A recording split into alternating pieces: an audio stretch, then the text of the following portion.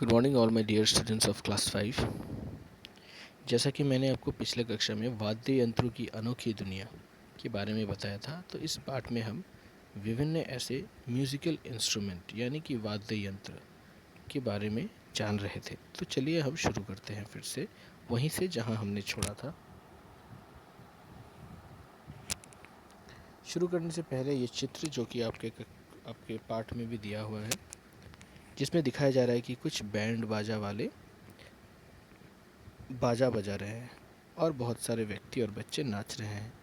तो इससे यह पता चल रहा है कि हम अपने शादी या फिर जन्मदिन या फिर अनेक दूसरे किसी उत्सवों पर हम बैंड बाजा बजाकर खूब मज़े करते हैं। तो आज हम जानेंगे बांसुरी के बारे में। तो बांसुरी के बारे में क्या लिखा है, देखिए। फूंक से बजाए जाने वाले वाद्य यंत्रों में बांसुरी सबसे सुरीली वाद्य यंत्र है।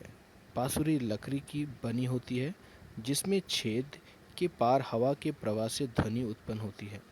करीब 35 से 40 हजार साल पहले की कई बांसुरियां जर्मनी के स्वाबियन अल्ब क्षेत्र में पाई गई है। इन बांसुरियों से अनुमान लगाया जाता है कि यूरोप में एक विकसित संगीत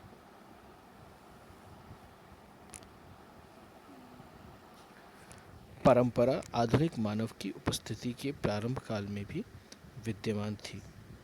वही भारत में भी बांसुरी पौराणिक महत्व रखती है। भारत के प्रमुख बांसुरी वादकों में हरिप्रसाद चौरसिया, पन्नालाल घोष और राकेश चौरसिया के नाम उल्लेखनीय है। तो हमने इस बांसुरी के पैराग्राफ में जाना कि बांसुरी जो है वो भारत में बहुत पहले से प्रचलित है और यूरोप में बांसुरी के कुछ अंश पाए गए थे कई हजार साल पहले। और कुछ प्रमुख बांसुरी वादकों के नाम है हरिप्रसाद चौरसिया, पन्नालाल घोष और राकेश चौरसिया।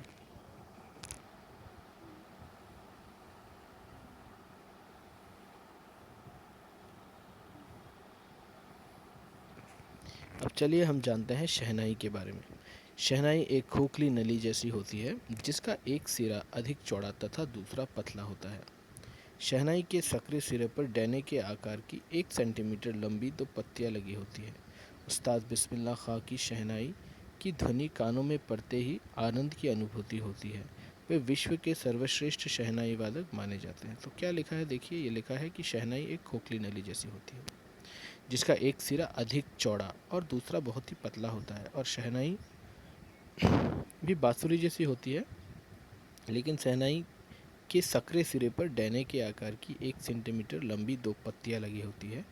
उस्ताद बिस्मिल्लाह खां जो है वह शहनाई की ध्वनि कानों में पड़ते ही आनंद की अनुभूति होती है। और उस्ताद बिस्मिल्लाह खान वे विश्व के सर्वश्रेष्ठ शहनाई वादक माने जाते हैं।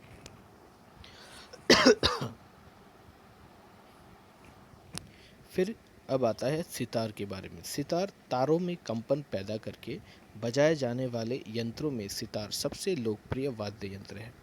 यह सागौन की लकड़ी और कद्दू से बना होता है। इसे बजाते समय उंगली में मेहराब पहनकर इसके तारों को झिंकृत किया जाता है। झिंकृत का अर्थ है कंपन पैदा करके बजाया जाता है। इसका प्रयोग भी शास्त्रीय तथा अन्य तरह के संगीत में किया जाता है। सितार पूरी तरह भारतीय वाद्य यंत्र है। सितार पारंपरिक वाद्य यंत्र होने के साथ ही सबसे अधिक लोकप्रिय भी है। इसे भारत का राष्ट्रीय वाद्य यंत्र होने का गौरव भी प्राप्त है। पंडित रविशंकर, उस्ताद लियाकत खान, शाहिद परवेज खान और पंडित उमाशंकर मिश्रा ऐसे नाम हैं जिन्होंने सितार वादन परंपरा को लोकप्रियता की बुलंदियों तक पहुंचाया। तो कुछ सितार वादकों के नाम जिन्होंने सितार को विश्व भर में पहुंचाया और उसके वे उस्ताद माने जाते हैं।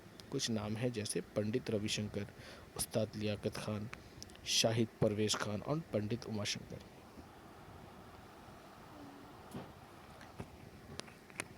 आखिर पर आता है संतूर। तो संतूर के बारे में आप ध्यान से सुनिएगा, क्योंकि ये बहुत ही ज़रूरी है। संतूर का भारतीय नाम शतंत्री वीणा है, यानी सौतारे वाली वीणा, जिसे बाद में फारसी भाषा के प्रभाव में संतूर नाम दिया गया था।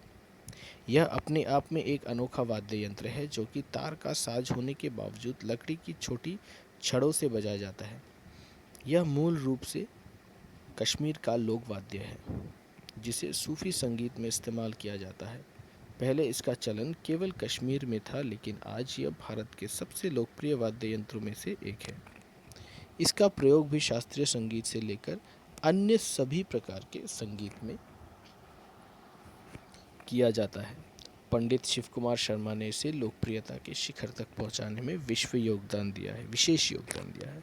तो पंडित शिव कुमार शर्मा जी जो हैं, उन्होंने इसे लोकप्रियता के शिखर तक पहुंचाने में, मतलब बहुत ज़्यादा पॉपुलर करने में बहुत ज़्यादा योगदान दिया है। और गायक के साथ जब वाद्य यंत्रों का साथ मिलता है तो श्रोतागण उस गीत संगीत में डूब जाते हैं। भारतीय वाद्य यंत्रों ने अपनी अनूठी विशेषताओं के कारण देश विदेश में भी अपना विशेष स्थान बना लिया है। और भारत के जो वाद्य यंत्र हैं, म्यूज़िकल इंस्ट्रूमेंट हैं, वो अपनी विशेषताओं के कारण देश विदेश में भी बहुत ज़्यादा पॉपुलर हो गए हैं। यहाँ पर जो चित्र है, यह चित्र संतूर बजाते हुए एक व्यक्ति का है, जिस व्यक्ति का नाम है, जो कि इस पैराग्राफ में दिया है, पंडित शिव कुमार शर्मा, जिन्होंने इस संतूर को बहुत ज़्यादा पॉपुलर किया था पूरे दुनिया भर में। तो इसी के साथ हमारा यह पाठ समाप्त होता है। दूसरे क्लास में मैं आपको इसके शब्दार्थ और प्रश्न उत्तर के बारे में बताऊंगा। तब तक के लिए धन्यवाद।